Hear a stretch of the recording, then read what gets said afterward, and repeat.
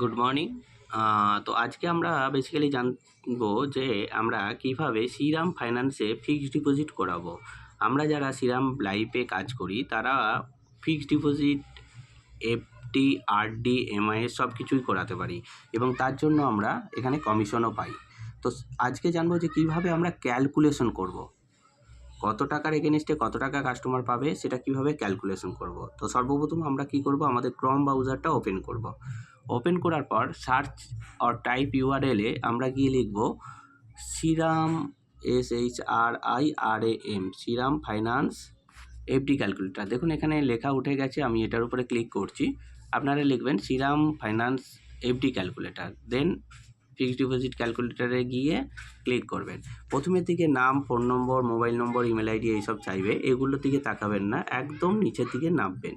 নামার পর দেখুন first fixed deposit calculator option চলে এসছে। আসার পর এখানে ফার্স্ট আপনাকে জানতে চাইবে স্টেপ 1-এ I am a senior citizen, যদি ইয়েস হয় তাহলে ইয়েস রাখবেন, আদারওয়াইজ নো করে দেবেন।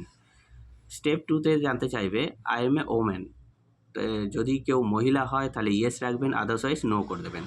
তারপরে 3 নম্বর স্টেপে জানতে চাইবে ইনভেস্টমেন্ট অ্যামাউন্ট, কত টাকায় উনি ফিক্সড ডিপোজিট করতে চাইছেন।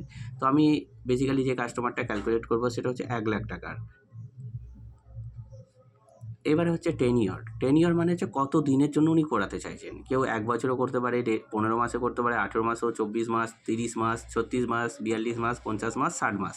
ধরুন আমি যে কাস্টমারের সাথে কথা বলেছি উনি 5 বছরের জন্য করবে, তাহলে 60 মাস হলো। এবারে স্টেপ 5-এ দেখুন অপশন দেওয়া আছে interest pay out term. Interest pay out term মানে হচ্ছে কত দিন অন্তর অন্তর উনি ইন্টারেস্টটা রিটার্ন নেবে।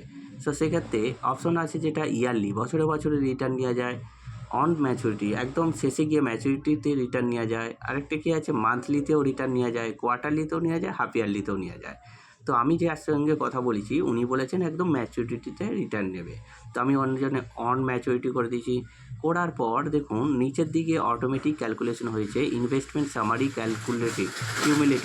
কিউমুলেটিভ হারে কীভাবে ইনভেস্টমেন্টটা কত দিলে কত পাওয়া যাবে সেটা আমাদের এখানে ক্যালকুলেট হয়ে গেছে।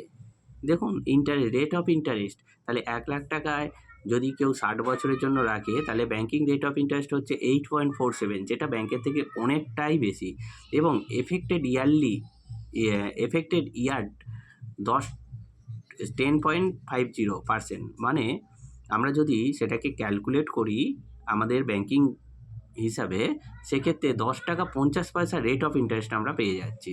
তো দেখুন 1 লাখ টাকার এগেনস্টে 5 বছরের ক্ষেত্রে একজন কাস্টমার আরও 52,303 টাকা এক্সট্রা পাবে, তাহলে টোটাল ম্যাচুরিটি কত পাবে 1,52,503 টাকা।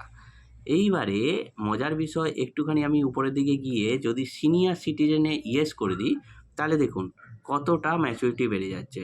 1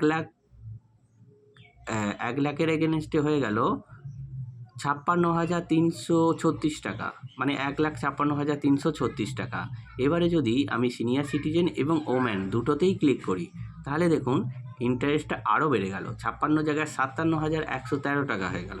এইবারে ধরুন উনি সিনিয়র সিটিজেন নয় অথচ মহিলা, সেক্ষেত্রে দেখুন ইন্টারেস্টটা 53,262 টাকা। আর যদি নর্মাল ক্যাটাগরির কোনো মেল পারসন হয় তাহলে দেখুন 52,503 টাকা। ইন্টারেস্টটা ফিমেল এবং সিনিয়র সিটিজেনদের জন্য এক্সট্রা থাকে, এটা হচ্ছে রিজার্ভ ব্যাংকের রুলস।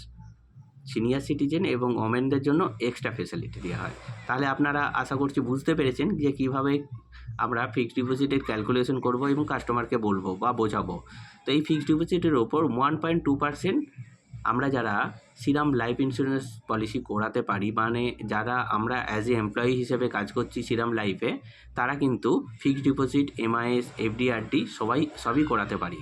তো আমাদের তার জন্য আমাদের কোডগুলো ম্যাপিং করাতে হয়। তো আমরা কোডগুলো আমাদের ব্রাঞ্চের থ্রু ম্যাপিং করিয়ে নেবো এবং আমরা এই কাজটাও ইন্স্যুরেন্সের পাশাপাশি করতে পারি এক্সট্রা আর্ন বা ইনকামের জন্য। এটা করলে আমাদের প্রমোশনেও অনেকটা সাপোর্ট হয় এবং কাস্টমারের বেসটাও অনেকটা বাড়ে। ঠিক আছে, থ্যাংক ইউ, আজকে এই পর্যন্ত।